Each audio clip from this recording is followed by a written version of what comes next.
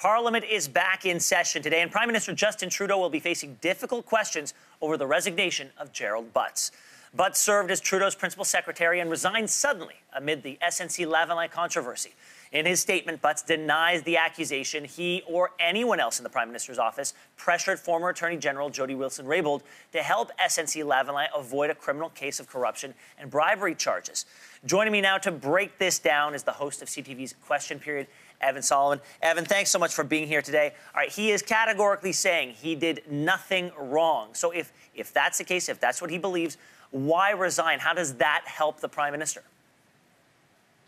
Well, that's the best question so far. When you resign, as you know, Ben, in politics, usually you're jumping on the grenade to protect the boss, and you take responsibility for something, and you try to deflect the fire away from the boss. In this case, he didn't so much jump on the grenade, but jump out of the plane. He resigns, but categorically denies he does anything wrong. That leaves behind all the questions. Why did Jody Wilson-Raybould resign?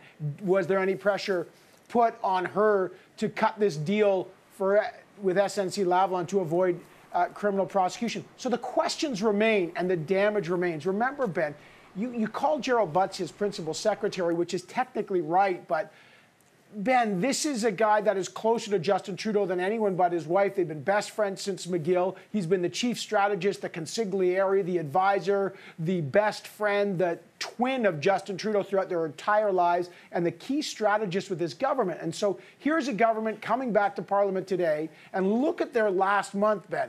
They've lost their ambassador to China, the former minister, John McCallum. They've lost the president of the Treasury Board, Senior Minister Scott Bryson. Jody Wilson-Raybould, the former Attorney General, resigns, and what she will say is going to define everything. And now they've lost Gerald Butts. So imagine if it was a hockey team that you liked. You've lost three of your key front-line starters, and you've lost the head coach. And as of Thursday, the playoffs, or in this case, the election, are 8 months away. It is a rough patch for the Liberals. Well, let's stay with the sports imagery. They've got to play defense in the House of Commons today, but really they've got to go on offense to win the next election. And when you lose what some people in certain circles refer to as Gerald Butts was the CEO of Canada and the architect of Justin Trudeau's sunny ways, is their path to electoral victory this fall in question this morning?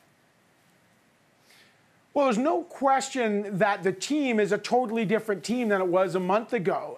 Internally, they're in disarray. Externally, the scent of incompetence is starting to descend. Competence drives voters. You may not like what a politician does. Oh, I don't like what they do on this issue or that issue. But competence is critical. And for the first time, we've seen a government looking on the China file, looking now on this justice file, Indigenous affairs. There's a sense that they're not that competent because they can't control their own house. So absolutely, this is a big-time internal and external problem for the Liberals. But look, everything hinges, Ben, on what Jody Wilson-Raybould will say. Will she speak today?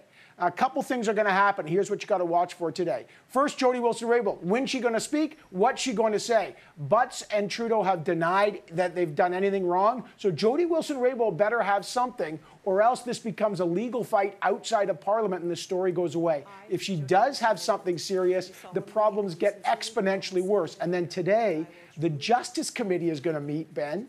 And remember last week, the Liberal-controlled committee said, we'll investigate this Jody Wilson-Raybould SNC-Lavalin thing, but we won't call Jody Wilson-Raybould or key people like Gerald Butts. Now the pressure will be intensely on them to actually call those witnesses, and the NDP is going to call for a public inquiry. So for the Trudeau people, they're looking at this and they're like, this does not look like it's going to go away for the next 8 months, and that should be campaign time, and now it's damage control time.